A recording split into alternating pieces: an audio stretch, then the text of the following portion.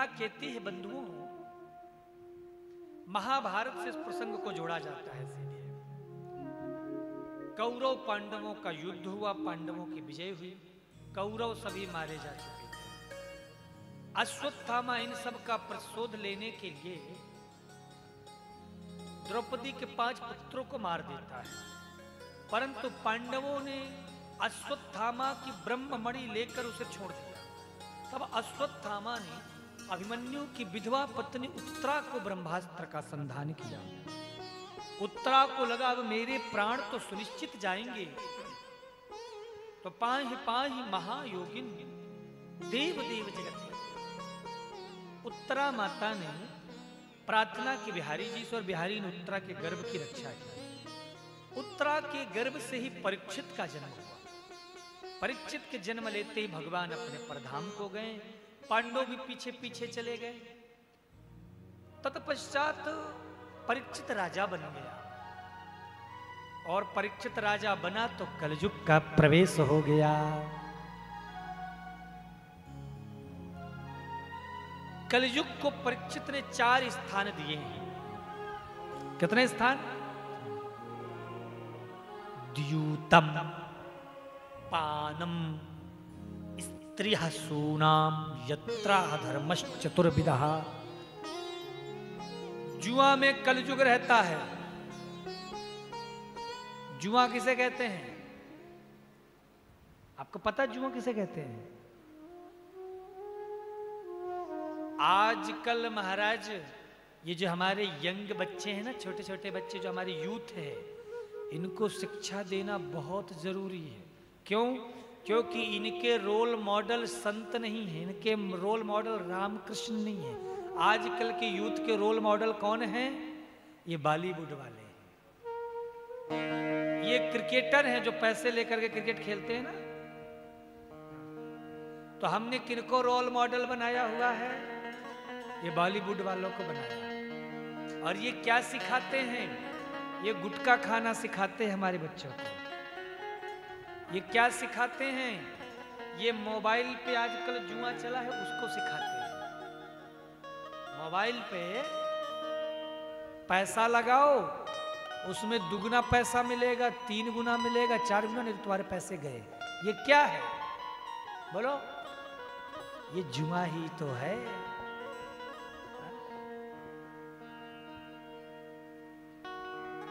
तो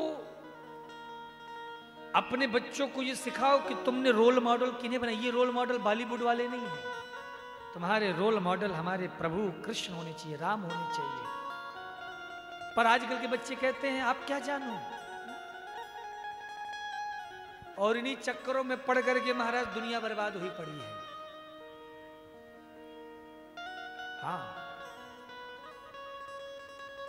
इसलिए role model ये बॉलीवुड वालों को मत बनाओ। जुआ में कलयुग का वास होता है। जुआ बिना सच्चाई के जीता नहीं जा सकता है। अरे एक बार जुआ खेला था धर्मराज युधिष्ठिर ने, भैया इको कम करो। तो एक बार, और उससे कितना बड़ा कष्ट हो गया महाराज, चीरहरण जैसी स्थिति हो गई। तो जुआ में कलयुग। फिर पानम, जो शराब पीते हैं वहां भी कलयुग का वास होता है। शराब पीना चाहिए? नहीं पीना चाहिए? बोलो। शराब जो पीते हैं उनके साथ क्या होता है? शराब के 3 अर्थ हैं, जो सड़ा दे, राख कर दे और बर्बाद कर दे। थोड़ा ठीक करो, आवाज नहीं समझ में आ रही है। तो जो आवाज को, जो शराब को पीता है उसका जीवन भी बर्बाद हो जाता है। अच्छे अच्छे घरों के बच्चों को मैंने देखा शराब पीकर के गंदे नाली में औंधे मुंह पड़े रहते हैं। इसीलिए कलयुग का वास शराब में भी है। वैसे तो मुझे विश्वास है मेरी कथा में जो लोग आते हैं वो लोग शराब नहीं पीते हैं, पर यदि आपके घर में कोई शराब पीता हो तो उससे दूरी बना लो। शराबियों के बीच में बैठोगे, कहीं ना कहीं उसका नुकसान फिर तुम्हें भी झेलना पड़ेगा। हाँ, और तुम भी धीरे धीरे शराबी बन जाओगे। बड़े बड़े शहरों में तो महाराज आजकल फैशन हो गया शराब पीना, इसलिए आप लोग बहुत सावधानी का परिचय देना, अपने बच्चों को सही शिक्षा देना। तो कितनी जगह हो गई द्यूतम, जो द्वैत क्रीड़ा करते हैं, जो पराई स्त्री पर कुदृष्टि डालते हैं। आजकल महाराज मैंने एक चीज बहुत देखा है समाज में कि शादी ब्याह हो जाता है, उसके बाद भी विवाह हो गई, आपकी पत्नी निश्चित है, आपका पति निश्चित है, फिर भी महाराज पर स्त्री पर कुदृष्टि रखते हैं। ऐसे पापियों को महाराज नरक में भी भयंकर योनियों में जाना पड़ता है। इसलिए किसी की भी स्त्री की ओर कुदृष्टि नहीं डालनी चाहिए। और कई जगह तो मैंने देखा है महाराज, एक स्त्री ही दूसरी स्त्री की शत्रु बन जाती है। इसलिए बंधुओं, यहां भी कलयुग का वास है। 4 स्थान दिए हैं, कलयुग ने कहा एक अच्छा सा स्थान भी दे दो, तो 5वां स्थान परीक्षित ने स्वर्ण में दिया, धन में। धन में क्यों दिया?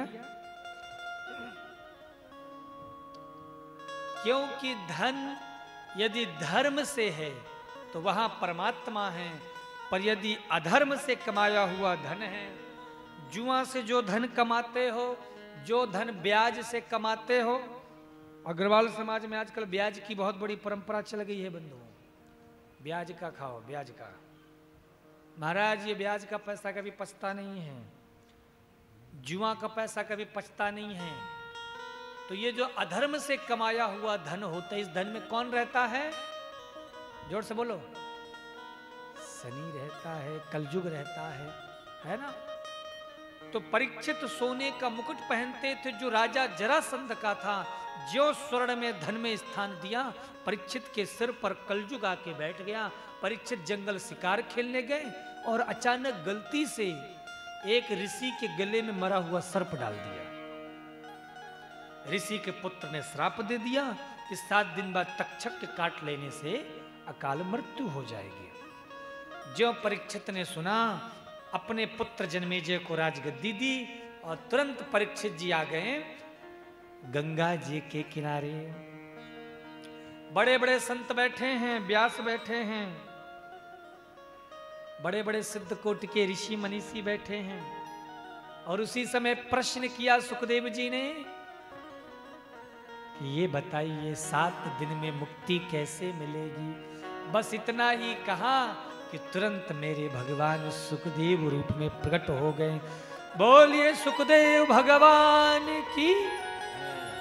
आइए हम सबके मध्य में